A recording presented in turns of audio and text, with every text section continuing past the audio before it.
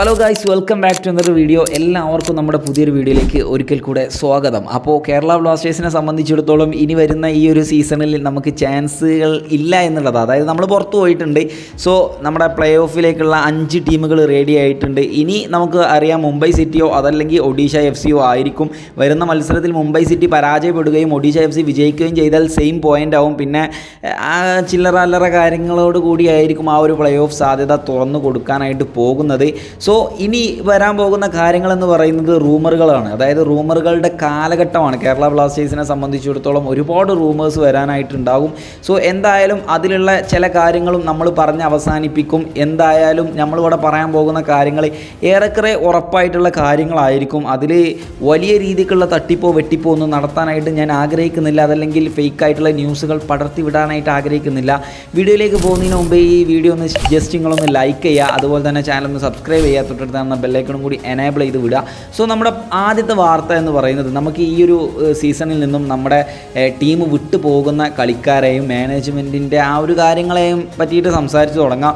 So ഇപ്പോൾ പരന്നുകൊണ്ടിരിക്കുന്ന വാർത്തയിൽ ഒരു 90% ഉറപ്പായിട്ടുള്ളൊരു കാര്യമാണ്, കരോളിസ് കിങ്കിസ് എന്ന് പറയുന്ന നമ്മുടെ സ്പോർട്ടിംഗ് ഡയറക്ടർ ഈ ഒരു സീസണോട് കൂടി കേരള ബ്ലാസ്റ്റേഴ്സ് വിട്ടുപോകും എന്നുള്ളത്. സോ അത് ഈ ഒരു സീസണിൻ്റെ ഒരു പകുതി, അതായത് ജനുവരി ട്രാൻസ്ഫർ വിൻഡോയുടെ മുമ്പ് തന്നെ നമ്മളെല്ലാവരും അറിഞ്ഞിട്ടുള്ളൊരു കാര്യമായിരുന്നു അദ്ദേഹം ഈ ഒരു ടീം വിട്ടിട്ട് വേറൊരു ടീമിലേക്ക് ചേക്കേറാനായിട്ട് പോകുന്നു എന്നുള്ളത്. ഇതുകൊണ്ട് തന്നെ മറ്റൊരു SD എന്ന് പറയുന്നത് ഒരു ഇന്ത്യൻ SD ആയിരിക്കും സൈൻ ചെയ്യാനായിട്ട് പോകുന്നത് എന്നുള്ളൊരു വാർത്തയും കൂടെ ഉണ്ട്. ഇവിടെ നമുക്ക് ടെൻഷനാണ്, കാരണം ഇപ്പോൾ തന്നെ കേരള ബ്ലാസ്റ്റേഴ്സിൻ്റെ ആ ഒരു ടീം നിയന്ത്രിക്കുന്നത് നമ്മുടെ അഭിഷേക് ചാറ്റർജിയുടെ ഫാമിലിയാണ് എന്ന് പറയുന്ന രീതിയിൽ. അപ്പോൾ ഈ വരുന്ന ആളും ചിലപ്പോൾ അങ്ങനെയുള്ള ആളൊക്കെ ആയിരിക്കാനാണ് സാധ്യത. അത് വലിയ ഉറപ്പൊന്നുമില്ല. എന്നാലും ഞാൻ പറയാം, ഇന്ത്യൻ SD ആവാനാണ് സാധ്യത കൂടുതൽ. അതുപോലെ തന്നെ ഫോറിൻ സൈനിങ്ങുകളും അതുപോലെ ഇന്ത്യൻ സൈനിങ്ങളൊക്കെ നല്ല രീതിയിൽ നടത്താനായിട്ട് ഇങ്ങനെ ഒരു SD ആണ് കേരള ബ്ലാസ്റ്റേഴ്സ് കൊണ്ടുവരാനായിട്ട് പോകുന്നത്. നമുക്കറിയാം കരോളിസിനെ സംബന്ധിച്ചിടത്തോളം അദ്ദേഹത്തിൻ്റെ ഇന്ത്യൻ സൈനികങ്ങൾ എന്ന് പറയുന്നത് പലതും പക്ക മോശമായിട്ടുള്ള സൈനികങ്ങളാണ്. വിദേശ സൈനികങ്ങളൊക്കെ കിടിലമായിരുന്നു. എന്തായാലും കരോളിസ് ഈ ഒരു സീസണോട് കൂടി ടീം വിട്ടുപോകും എന്നുള്ളത് ഒരു 90% ഉറപ്പായിട്ടുള്ള ഒരു കാര്യമാണ്. ഇനി ഇതിൻ്റെ ബാക്കി കാര്യങ്ങൾ അപ്ഡേറ്റ് വരികയാണെന്നുണ്ടെങ്കിൽ നമ്മൾ ചാനലിലൂടെ പറയുന്നതായിരിക്കും. മറ്റൊരു അപ്ഡേഷൻ എന്ന് പറയുന്നത് നമ്മുടെ താരങ്ങളെ പറ്റിയിട്ടുള്ള അപ്ഡേഷനാണ്. ഒന്ന് മിലോസ് റിൻസിച്ച് ആണ്. മിലോസ് റിൻസിച്ച് ഏകദേശം ഒരു 90% ഉറപ്പാണ് ഈ ഒരു സീസണോട് കൂടി കേരള ബ്ലാസ്റ്റേഴ്സിൻ്റെ ടീമിൽ നിന്നും പോകാനായിട്ട് സാധ്യത കൂടുതലാണ് എന്ന് പറയുന്നത്. ഇതുപോലെ തന്നെ മിലോസ് റിൻസിച്ചിനെ പോലെ തന്നെ മറ്റൊരു താരമാണ് ക്വാമി പെപ്ര എന്ന് പറയുന്നത്. അപ്പോൾ ക്വാമി പെപ്ര കഴിഞ്ഞ പ്രാവശ്യം തന്നെ നമുക്കറിയാം സീസണിൽ വലിയ പ്രകടനങ്ങളൊന്നും കാഴ്ചവെക്കാൻ സാധിക്കാത്തൊരു പ്ലെയർ ആയതുകൊണ്ട് തന്നെ ഈ ഒരു സീസണിലേക്ക് വരുമ്പോൾ ക്വാമി പെപ്രയെ നിലനിർത്തുന്നില്ല എന്ന് പറയുന്ന വാർത്തകളൊക്കെ ഉണ്ടായിരുന്നു. ബട്ട് ദിമിത്രിയോസ് ദേമന്തക്കോസിനെ ഒഴിവാക്കിയിട്ട് നമ്മൾ പെപ്രയാണ് നിലനിർത്തിയത്.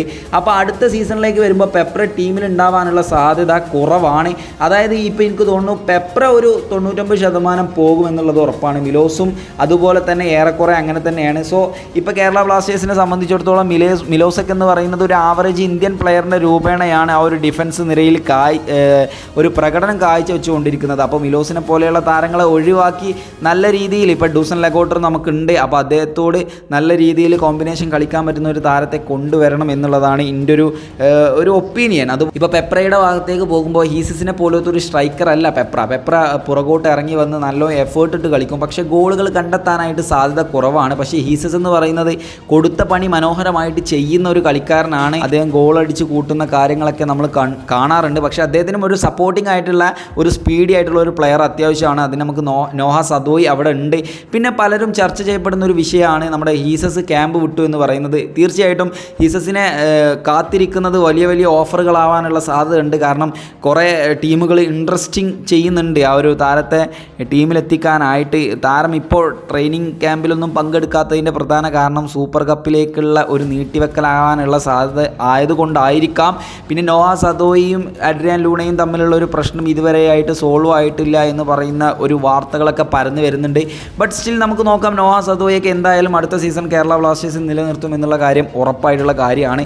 പിന്നെ പലരും ചർച്ച ചെയ്യപ്പെടുന്ന ഒരു കാര്യമാണ് ഫോറിൻ സൈനിങ്ങൾ വരുന്നതായിട്ട്. ഇപ്പോൾ മുഹമ്മദ് അൻസിൻ്റെ ഒരു നമ്മുടെ ഡിഫൻഡറൊക്കെ സൈൻ ചെയ്യാനായിട്ട് സാധ്യതയുണ്ട് എന്നൊക്കെ പറയുന്നുണ്ട്. സോ അതൊന്നും ഒരിക്കലും നടക്കൂല. നമ്മുടെ മാർക്കസ് തന്നെ കുറച്ച് മുമ്പ് പറഞ്ഞിട്ടുണ്ടായിരുന്നു, എങ്ങനെ വന്നാലും കേരള ബ്ലാസ്റ്റേഴ്സിൻ്റെ ഫോറിൻ സൈനിങ്ങൾ എന്ന് പറയുന്നത് ഒരു കോച്ച് വന്നതിന് ശേഷമായിരിക്കും മാനേജ്മെൻറ്റ് നടത്താനായിട്ട് പോകുന്നത്. ഇനി വലിയ രീതിയിലുള്ള പൊട്ടത്തരങ്ങൾ ഈ മാനേജ്മെൻറ്റ് കാണിക്കാനുള്ള സാധ്യത കുറവാണ് എന്നും അന്ന് തന്നെ മാർക്കസ് നമുക്ക് മുമ്പിൽ പറഞ്ഞിട്ടുണ്ടായിരുന്നു. സോ അതിലേക്ക് തന്നെ നമുക്ക് വരാം. പറയാം. അപ്പോൾ കേരള ബ്ലാസ്റ്റേഴ്സിൻ്റെ ഫോറിൻ സൈനിങ്ങുകൾ എന്ന് പറയുന്നത് തീർച്ചയായിട്ടും ഒരു കോച്ച് എത്തിയതിന് ശേഷമായിരിക്കും നമ്മുടെ ആ ഒരു ഫോറിൻ സൈനിങ്ങൾ നടക്കാൻ പോകുന്നത്. പിന്നെ കോച്ച് ആരാണ് എന്നുള്ള ഒരു അപ്ഡേറ്റ് ഉണ്ടോ എന്ന് ചോദിച്ചു കഴിഞ്ഞാൽ അതിന് വ്യക്തമായിട്ടുള്ള ഒരു അപ്ഡേറ്റ് ഇല്ല എന്നുള്ളതാണ് ഉത്തരം.